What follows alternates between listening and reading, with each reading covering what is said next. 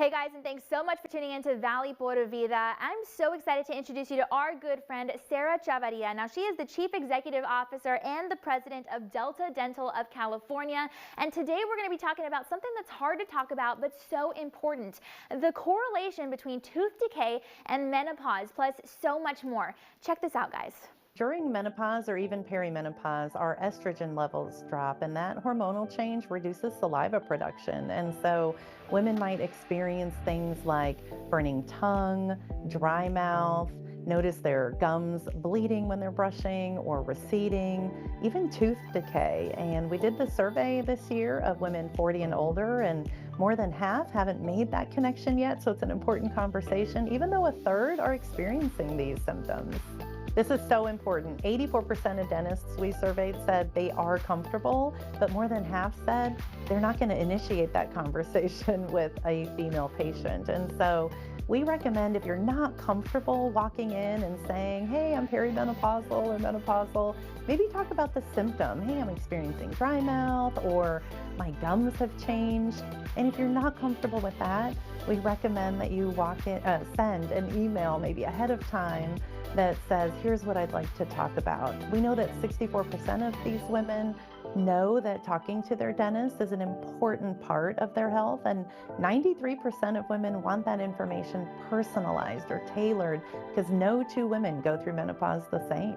So it's really important, because oral health is healthcare, and it is a healthcare checkpoint. I want to give a specific example. So we know that menopause impacts oral health, but we know that oral health can impact or point to heart health. And as women who are entering menopause, that's really important. So things that your dentist might be able to see when they're doing that oral health check could point to things like, your overall heart health. And we know that 65% or so of women surveyed are absolutely not having that conversation, and really should. Well, we're really encouraged at Delta Dental already, because as a result of taking the survey, 82% of women said, oh yeah, I'm going to run out and I'm going to make my appointment, my 6-month appointment. And most women said, I'm going to pay more attention to my oral health.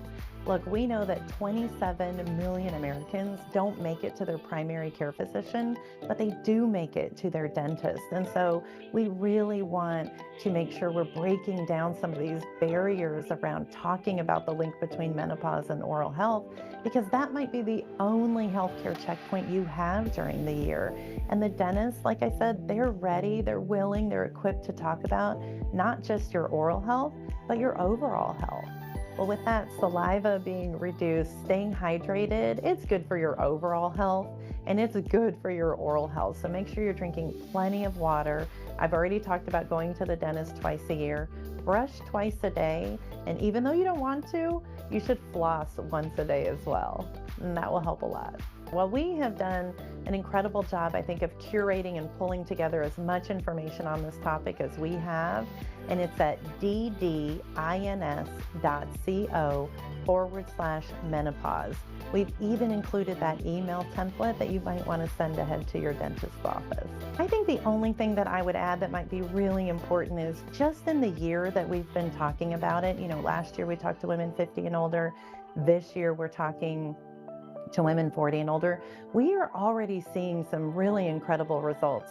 We learned that last year, 50 and older women, only 2% were talking to their dentist.